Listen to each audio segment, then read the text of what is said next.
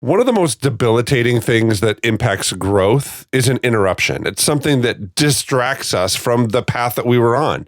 And the biggest interruption that's happening right now for teens as they're growing and developing and maturing is the interruption that's happening with their phone. Teens today are used to being interrupted. That's what some new research is showing.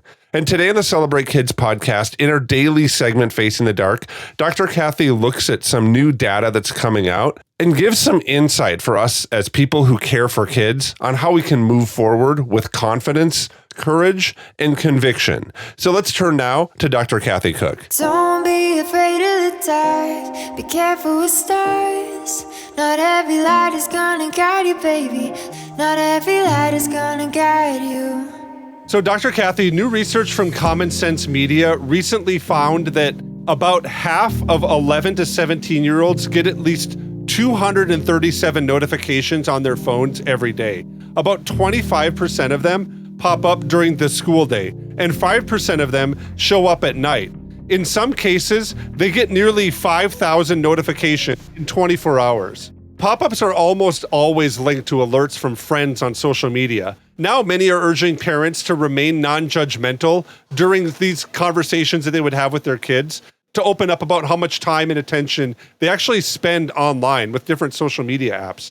Some experts say that you should reserve any threats of taking your kid's phone away as punishment to kind of extreme circumstances only. Now, one expert, kind of speaking to NBC News, said, quote, "Kids have this extraordinary experience of childhood and adolescence that we did not have, but we can really help them through this." He's kind of talking about these notification realities. He says, quote, "At the end of the day, it's good, old-fashioned, common sense parenting that makes the difference," end quote. And he's talking about how parents can kind of speak into this constant interruption that kids seem to be having, specifically with their cell phones. So, Dr. Kathy, what do you think of this report and how really parents should respond to this? This makes my stomach churn. This is really bad news. When children are interrupted this many times, they cannot focus. And I'm in the process of reading a brilliant book on where has attention span gone. That's not what the book is called, but why can't we focus? I mean, think about your life. If you cannot focus on your thoughts and your feelings and the people around you and the situation you're in and, fill in the blank, you're a mess. And this is messing with children's attention span and their mental health. They're thinking I'm so important, which again, they're important because God made them and Jesus died for them. It ought not be an importance attached to how popular they seem to feel in these ways. I would say to parents, you do have a right to be judgmental. This is ridiculous. I'm just going to go out on a limb here. You're the parent, and your responsibility is to raise up children to the glory of God for his good. And I believe being attached to social media to this extreme and having your phone with you all the time to get these notifications is not healthy. Turn off the notification function of the phone. That is something you can do as a parent. You buy it, you pay for it, it's your phone, you're loaning it to them. If they violate the principle, you have a right to take it away. The punishment thing is interesting. You said that some experts say that we shouldn't punish children by taking away their phone unless there's an extreme circumstance. I do believe that consequences that line up with violations are best. I don't like the word punishment.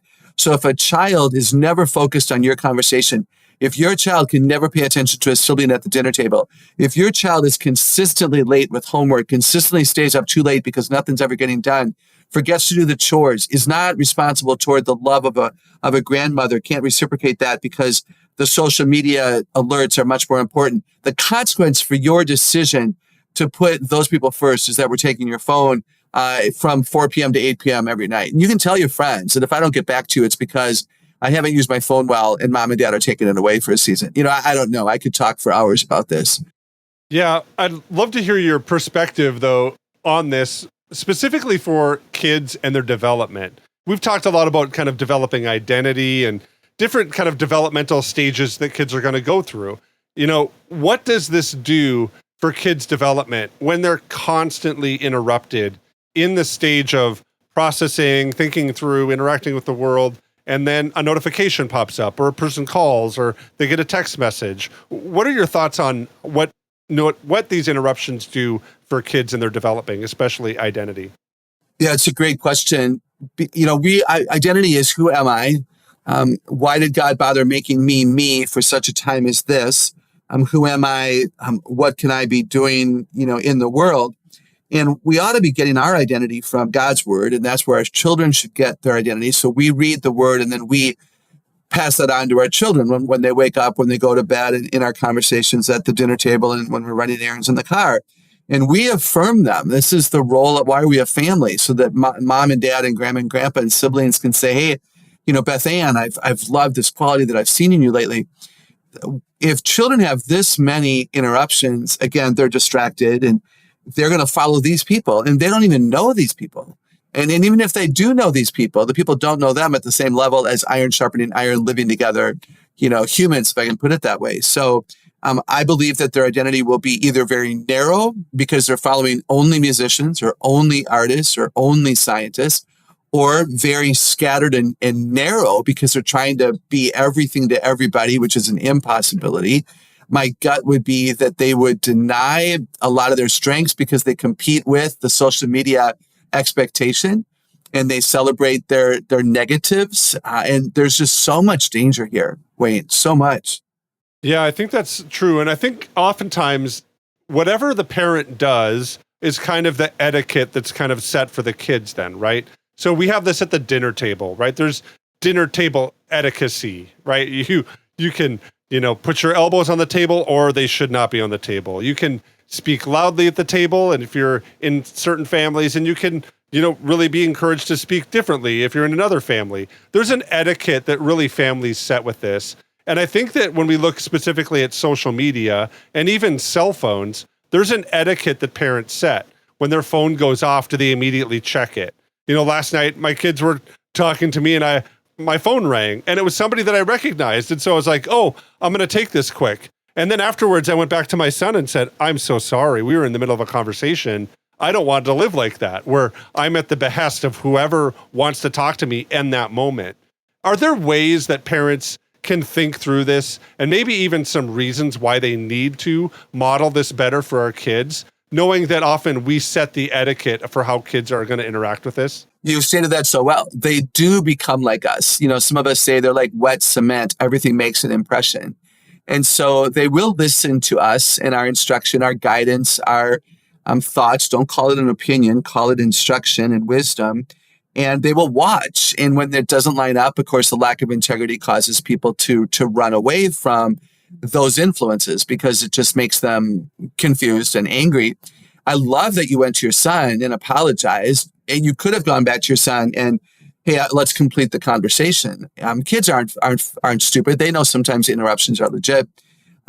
Adult kids tell me that they won't start a hard conversation with a parent when the parent has a phone in his hand or her hand, because they know that if the phone rings, the parent will be gone and they don't want to start it over again. And that's something that we need to consider.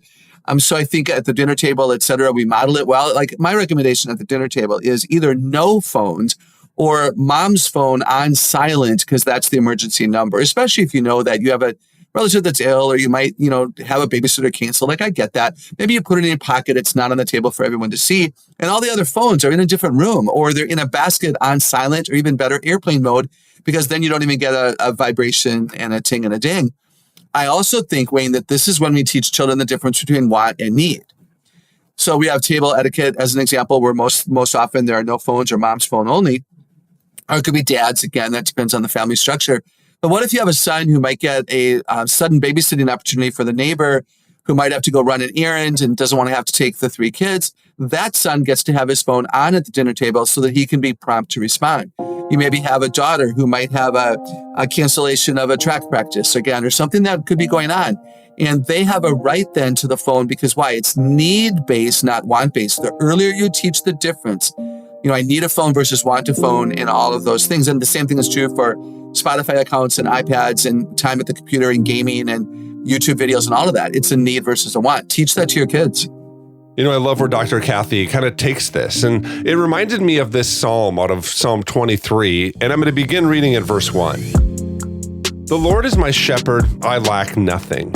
He makes me lie down in green pastures, and He leads me beside quiet waters.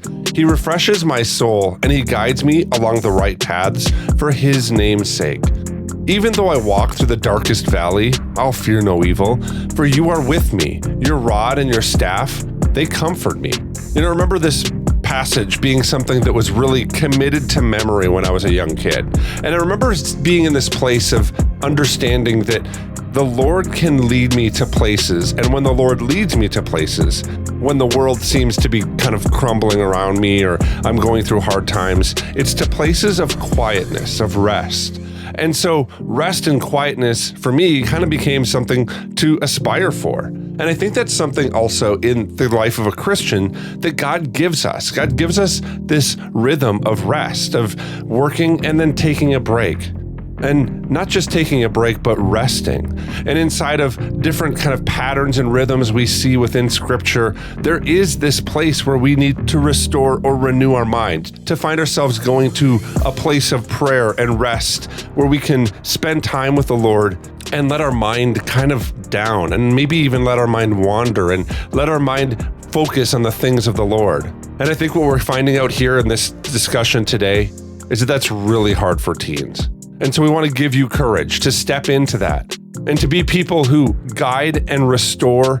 And as the psalmist says, maybe with a rod, because it can comfort. And we hope that this is an encouragement for you to step into the lives of those around us to keep them from being distracted. Well, I want to thank you for listening to the Celebrate Kids podcast in this, our daily segment, Facing the Dark. On behalf of Dr. Kathy Cook, my name is Wayne Stender, and I want to say thanks for listening, and we're looking forward to seeing you here again tomorrow.